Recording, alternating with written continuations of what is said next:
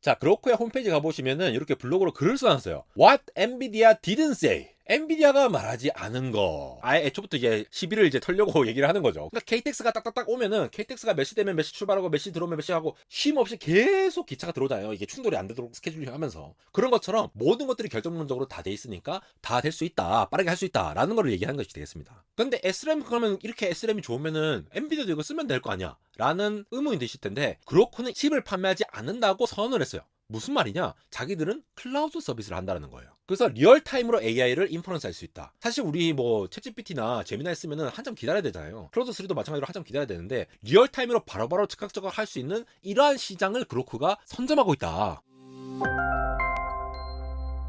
네, 여러분 반갑습니다. 안대공학 에러입니다. 지난 GTC 2024에서 엔비디아 젠슨 항 CEO가 블랙엘 플랫폼을 발표를 한 다음에 AI 시장 쪽에서의 이 반도체 칩에 관한 관심이 상당히 높아지는 상황인데요. 여기에 대해서 엔비디아에 대항해서 학습 반도체 칩은 안 되겠지만 추론용으로 만들어지는 다양한 스타트업들이 존재하죠. 그 중에서도 가장 지금 주목받고 있는 스타트업이 바로 그로크인데요. 이 그로크에서 이런 입장을 내놨습니다. 엔비디아 GTC 2024에 젠슨 항이 발표한 블랙엘 GPU를 보니까 아직까지는 우리가 엔비디아보다 더 빠르다라는 대답을 내놓았습니다. 제가 이전 영상에서도 다뤄왔던 이 엔비디아보다 훨씬 더 빠른 초당 500개의 단어를 쏟아내는 LPU, Language Processing Unit이라고 하는 이 LPU를 기반으로 한 추론용 NPU를 설계하는 그로크인데요. 이 그로크의 성능이 어떤지를 다시 한 번 더 살펴보면서 과연 엔비디아의 GPU에 어떤 단점이 있는지, 그리고 이 추론용 시장, 학습용 시장이 아닌 추론용 시장에서 그로크를 비롯한 다른 스타트업들이 따라잡을 만한 요인이 있을 것인지를 한번 살펴보도록 하겠습니다. 본론으로 넘어가기 전에 잠깐 광고 말씀 하나 드릴게요. 제가 채널을 열고 나서 처음으로 안델공학 굿즈를 만들었는데요. 바로 지금 보이시는 이러한 티셔츠입니다. Integration without interference. 우리가 또 반도체 미세 공정으로 가면 갈수록 선로끼리의 이 인터피어런스, 전류가 흐름에 따른 인터피어런스로 인해서 노이즈가 끼고 에러가 발생하고 이런 여러 가지를 형상화해서 이렇게 티셔츠를 하나 만들었는데요. 이것뿐만이 아니라 다른 티셔츠도 하나 있고 이 티셔츠와 더불어서 지금 보시는 요게 뭐냐면은 바로 마우스 패드와 키보드를 겸용으로 할 수 있는 장패드, 데스크 패드를 이렇게 준비를 했습니다. 지금 잘 보이시나요? PPL을 처음으로 하는데 이렇게 디자인을 예쁘게 만들어 드렸으니까 혹시라도 필요하신 분들은 이렇게 언리얼테크 안델공학 굿즈 많이 활용해 주시길 바랍니다. 지금 요 영상 바로 밑에 바로 링크가 있으니까 바로 클릭해서 들어가실 수 있고, 아니면 뭐 네이버에서 안델공학 장패드, 안델공학 셔츠 이런 식으로 검색해도 나오시니까, 그동안 또 이제 애독하시는 분들께서 이렇게 뭔가 후원을 해주고 싶다라는 말씀 많이 해주셨는데 이렇게 굿즈로서 뭔가 좀 또 괜찮은 퀄리티의 이러한 제품들을 준비를 했으니까 또 많은 응원 부탁드립니다. 그럼 본격적으로 그로크에 관련해서 말씀을 드리자면은, 제가 지난번에 그로크의 지금도 여러분들 바로 쓸 수가 있어요. 그로크 바로 검색해서 들어가 보시면은 저거 쓰실 수 있는데 초당 572 토큰을 내놨다는 거거든요. 그러니까 저 토큰이라고 하는 개념 자체가 하나의 단어 정도로 그냥 보시면 돼요. 단어도 좀 작은 단위가 될 수도 있지만 초당 500단어니까 진짜 뭔가 프롬프트를 입력하자마자 바로 나온다고 보시면 돼요. 수 페이지가 갑자기 나온다고 보시면 되는데, 지난번 영상에 제가 좀 이게 정확하게 짚어드리지 않았더니 좀 이제 헷갈려 하시는 부분이,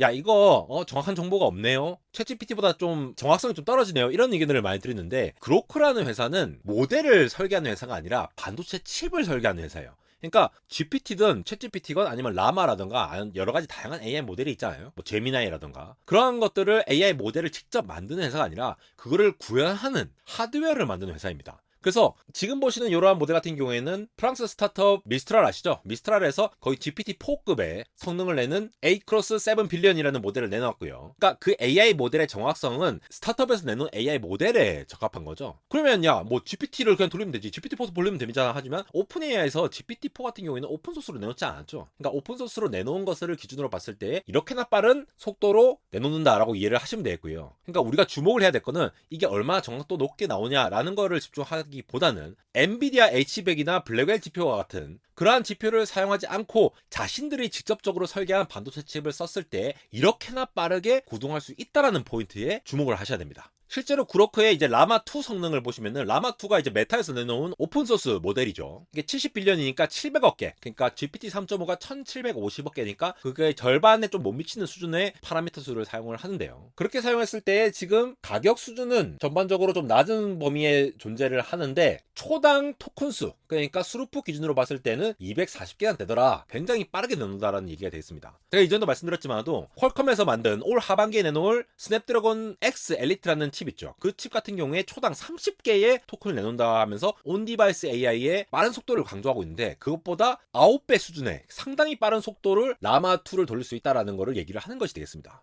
거기다가 다른 지표들도 많이 있어요. 지금 여기 포인트로 보시면은, 가로축으로 보시면은 아까 말씀드린 초당 토큰을 얼마나 내뱉느냐, 1초에 얼마나 많은 단어수를 내놓느냐라는 지표로 봤을 때 압도적으로 여기 나와 있는 거 보시죠. 아까 240개. 근데 레이턴시, 그러니까 뭔가 입력을 했을 때 바로 반응하는 속도로 봤을 때는 지금 굉장히 빠른 모델들을 기준으로 봤을 때 거의 유사한 수준으로 내놓고 있다라는 거 보실 수가 있죠. 이게 토큰 수를 이제 기존가를 비교를 해 보면은 다른 모델도 많이 나왔어요. 우리가 익숙한 애저라든가 AWS 뭐 이런 것들 퍼플렉시티까지도 아직 이제 수십 단위 정도밖에 안 되는데, 이건 아예 그냥 뭐 200 몇 개가 되니까 도대체 이걸 어떻게 설계를 했길래 이렇게까지 빠르지라는 궁금증이 생기시죠. 거기에다가 총 리스판스 시간으로 봤을 때도 100개의 토큰을 내놓는데, 이건 뭐 같은 일맥상통한 얘기이긴 하지만 100개의 단어가 내뱉는 데까지 걸리는 시간이 그렇군요 0.8초밖에 안 걸리더라. 실제로 우리가 빙체 코파일럿이라든가 뭐 애저 같은 것들 이런 걸 이용할 때 상당히 뭐 10초까지 기다려야 되는 시간이 있어야 되는데, 0.8초면은 사실상 프롬프트를 치고 난 다음에 1초 딱 지나면 바로 나오는 거잖아요. 그러니까 정말 빠르다는 거를 아실 수가 있습니다.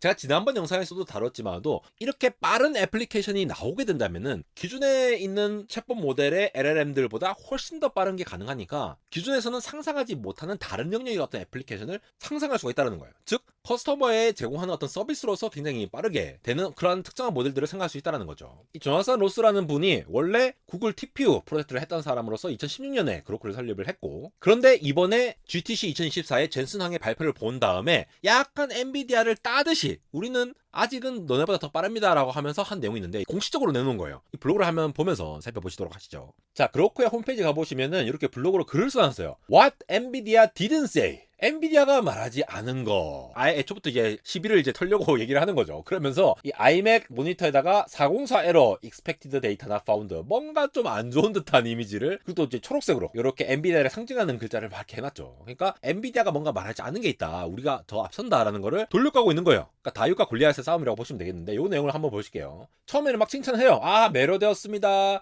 아주 훌륭한 작업을 했습니다, 뭐 여러 가지 얘기를 하는데, 그러면서 젠슨은 무엇을 말했고 무엇을 말하지 않았습니까? 라고 하면서 그가 말한 것은 아무래도 엔비디아의 유용한 부분이겠죠. 블랙웰의 장점들. 그러니까 블랙웰이라고 하는 것이 플로팅 포인트 8 기준으로 20페타플롭스, 그리고 플로팅 포인트 4 기준으로 40페타플롭스라고 하면서 트랜지스터 개수가 기존 H100 대비해서 2배 이상으로 늘어났죠. 2,000억 개가 넘는 수준으로 하면서 엄청 거대한 거를 얘기를 했습니다. 그렇게 하면서 쭉 얘기하는데, 그가 말하지 않은 것에 대해서 한번 집중을 해봅시다. 핵심은 이거예요. 시스템 아키텍처를 통해서 효율성을 향상시키는 방법에 대해서는 아무것도 없습니다. 이게 무슨 얘기냐? 뭐 AMD도 매번 뭐 RDNA 1, 2, 3, 4 하면서 아키텍처를 바꿨고, 계속 아키텍처를 바꿈으로써 뭔가 성능을 향상시키는 방법론에 대해서는 상당히 이 프로세서 성능에 대해서 중요한 부분이죠. 철학에 관련된 부분이니까. 실제로 반도체의 전설 짐 켈러 같은 경우에도 한 5년마다는 아키텍처를 완전히 뒤바꿔야지만이 혁신이 일어날 수 있다, 이런 얘기를 주기도 했거든요. 근데 이번에 블랙웰이 아무리 대단하다 할지라도 아키텍처 측면에서 뭐 추론 성능이나 비용 에너지 목표 이러한 부분들에 대해서 또 다른 방법을 제시한 건 없고, 그냥 칩넷으로 막 확대를 해서 만들었다, 이런 얘기를 한다는 거죠. 그러면서 우리는 그렇게 안 합니다. 그로크 LPU라고 하는 추론 엔진이라고 하는 거는 뭐라고 하느냐? 같은 솔루션을 10배 더 나은 대화형 성능과 10배 더 나은 에너지 효율성을 달성하도록 만들었다. 자기들의 특별한 어떤 아키텍처가 있다는 얘기를 하는 거예요. 이게 어떻게 이렇게 성능이 다르냐라고 하니까, 마치 컴퓨터 조립 라인처럼 그냥 조립하는 것처럼 LPU 클러스터라고 하는 거는 온칩으로 SRAM 메모리를 저장합니다. 자, 이거부터 좀 약간 헷갈리실 텐데, H100이라든가 A100 그리고 이번에 나온 블랙웰 같은 경우에도 전부 다 HBM3 혹은 HBM3E라고 하는 D램을 넣죠. 왜냐하면은 프로세서가 빨리 처리를 해야 되고 그거를 다시 메모리에 저장해야 되고, 이게 왔다 갔다 빨리 해야 되다 보니까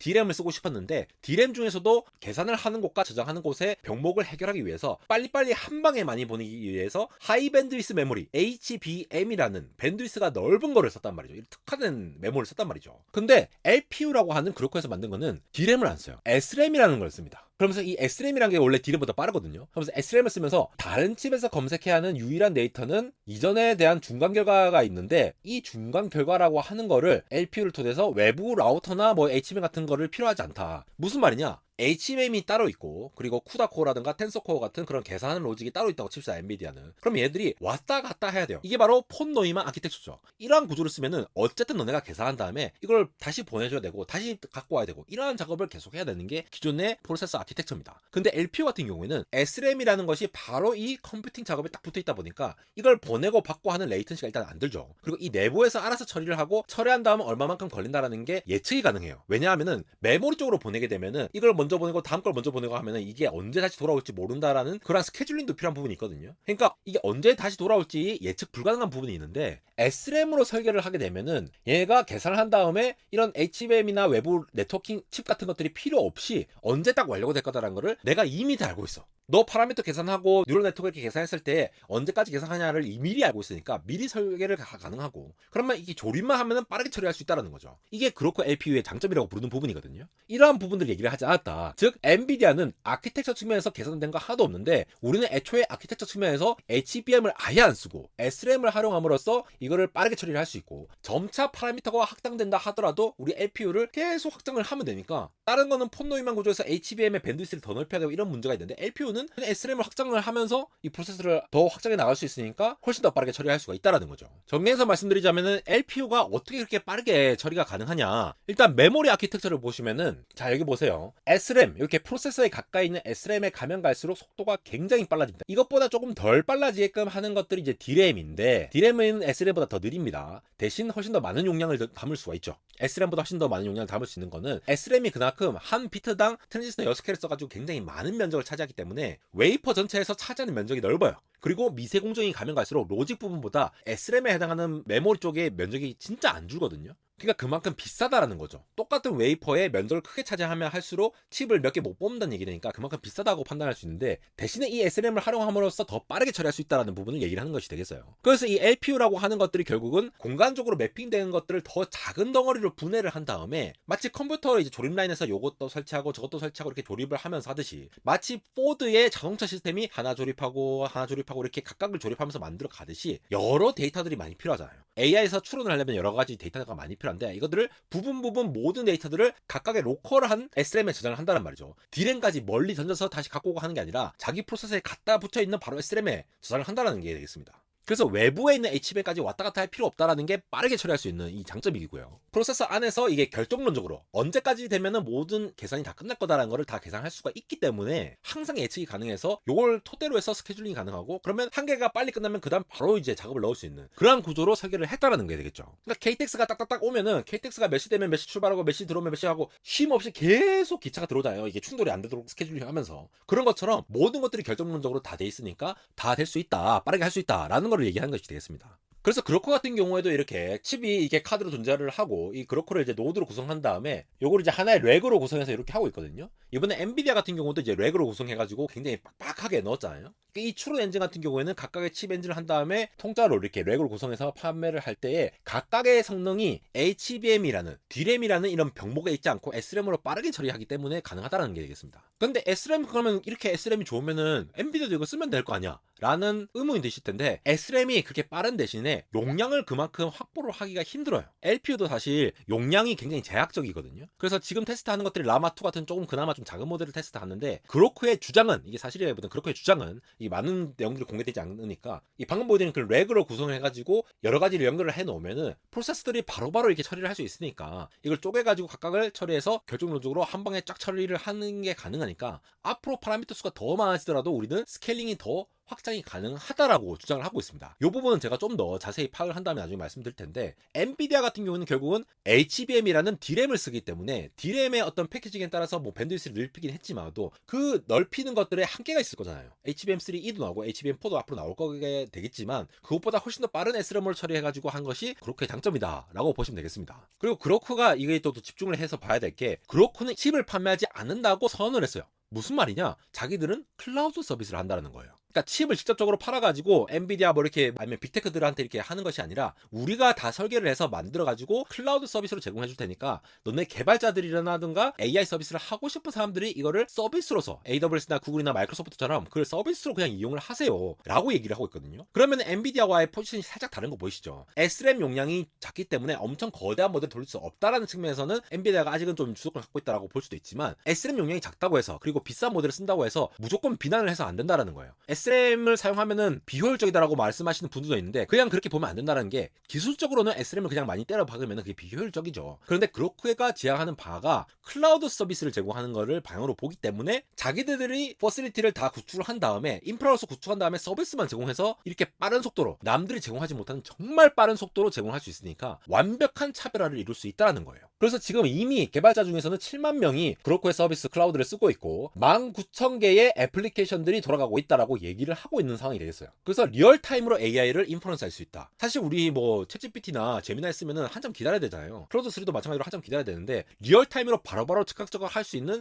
이러한 시장을 그로크가 선점하고 있다. 4월 5일자 이타임즈에서 그로크 CEO와 이렇게 얘기를 했는데 우리는 더 이상 하드웨어를 팔지 않을 겁니다라고 선언을 했습니다. 그러니까 클라우드 업체라고 얘기를 하는 거예요. 어떻게 보면은 이렇게 비싼 칩을 그냥 그대로 팔면은 굉장히 생산성 없고 잘못된 전략일 수 있어요. 근데 그렇게 좁은 시야로 보면 안 되고 더 넓은 시야로 자기가 직접 설계한 걸로 도달해서 하드웨어는 우리가 직접 설계를 할게. 그 다음에 우리가 AI 서비스로 압도적인 퍼포먼스를 내는 그러한 것들로 할 것이다 라고 하는 부분이 있는데 실제로 이렇게 조사사로서 이런 얘기를 합니다. 장기적으로는 하드웨어를 파는 게 가고 싶었지만 스타트업으로서 칩을 판매한다는 게 너무 어렵다. 생산성이 안 나온다라는 얘기를 하는 거죠. 그러니까 본인도 그런 걸 인정하면서 도리어 클라우드 쪽으로 가고겠다라는 얘기를 하는 게 되겠습니다. 그런 다음에 데이터 센터 배포에 대한 파트너십을 제안하려고 하는데 아람코, 사우디 국영석유회사죠. 여기와 계약을 체결했다라고 얘기를 하긴 했는데 아직 자세히 말 안 하고 있어요. 근데 뭔가 얘기가 되고 있나 봐요. 세라바라스 같은 경우에도 G42와 제휴한다 뭐 이런 얘기 계속 나오고 있잖아요. 뭐 그런 얘기 나오듯이. 그러면서 HBM 자체를 사용하지 않기 때문에 그로크는 SRAM 사용한다 했잖아요. 그렇게 하고 있기 때문에 그로크에 대한 능력을 낙관하고 있다 이런 얘기를 하고 있습니다. 그러면서 HBM을 안 사용하면서도 소프트웨어를 제공하고 있다. 실제로 그로크가 여러 가지 프레임워크 파이토치다 이런 것도 다 지원하거든요. 그렇게 하고 있으니까 클라우드 서비스로서 충분히 승산이 있다라고 얘기를 하고 있는 것으로 보고 있는 것 같고요. 생산성 입장에서도 굉장히 많은 캐파로 생산할 수 있다는 얘기를 하고 있습니다. 근데 제일 재밌는 거는 요 맨 마지막에 엔비디아 생성 AI에 대해 30배 훈련 성능에 약속하는 차세대 블랙웰 GPU와 대체를 발표한 다음에 그로크가 이렇게 얘기했다. 여전히 우리가 더 빠릅니다 라고 얘기했습니다. 이 30배라고 하는 것도 결국 플로팅 포인트 폭 기준으로 얘기를 하는 건데 어쨌든 간에 너네보다 HBM 쓰는 너네보다 우리가 아직은 더 빠르다. 근데 LPU 2세대가 곧 나올 거거든요. 그렇게 2세대가 나올 거기 때문에 여기에 되면은 좀 더 한층 더 빠른 속도가 될 거니까 여기에 대해서도 앞으로 추후 좀 파악하면서 가보도록 할게요. 엔비디아가 추론 시장에서도 굉장히 앞서서 지난번 분기 때 뭐 40% 그렇게 뭐 우리가 점령하고 있다 이런 얘기를 많이 하고 있는데 이 추론 시장이 워낙 거대하다 보니까 이렇게 그로크 같이 자신만의 어떤 특화된 어떤 서비스를 제공할 수 있는 그러한 쪽으로 접근을 하게 될 것 같고 빅테크 기업들도 마찬가지로 자체 칩을 설계를 하고 있잖아요. 그래서 이러한 기업들이 이제 이렇게 번복되면서 서로 경쟁을 해 나가면서 그로크도 자신만의 위치를 가져가지 않을까라고 하는 부분들이 있습니다. 물론 SRAM 기반으로 하면은 칩을 판매를 하는 입장에서는 경쟁력이 너무 없다 보니까 기존에도 이렇게 도전하는 그런 스타트업들이 있었거든요. 그러니까 마냥 그냥 희망이 없다라고 판단하는 거는 너무 섣부른 판단인 것 같고 서비스로서의 이제 차별화를 갖출 수 있는 부분들이 충분히 있다 보니까 앞으로도 이 그로크 같은 기업들 그리고 엔비디아가 이런 추론 시장에 대해서 어떻게 대응하는지에 대해서 자세히 살펴볼 필요가 있을 것 같아서 실제로 이 그로크가 이런 클라우드 서비스를 돌렸을 때 전기 요금이 얼마나 들 것이며 얼마나 이 생산성이 들 건지 분석을 해서 한 엔지니어도 있어요. 거기에 대해서 뭐 반박 자료도 있고 여러 가지가 있는데 이건 앞으로 이제 지금 AI 시장 초기니까 앞으로 어떻게 나아갈 건지 그리고 또 초미세공주로 기존에는 14나노로 설계를 했다면 또 4나노로 가고 있잖아요. 그게 공정을 좀 더 빠르게 당겨가지고 할 수 있는 성능 개선점이라든가 전력 효율 같은 것들 이런 것들 계속해서 좀 살펴봐야 되지 않을까 싶습니다. 이렇게 엔비디아의 맞서는 진영에 다양한 스타트업들이 등장하는 가운데 다양한 관점에서 엔비디아가 절대 달성할 수 없는 그러한 시장을 공략하는 스타트업들을 살펴보며 앞으로 AI 경쟁을 조금 더 자세히 살펴보며 알려드리고자 하는 안대공학 에러였습니다.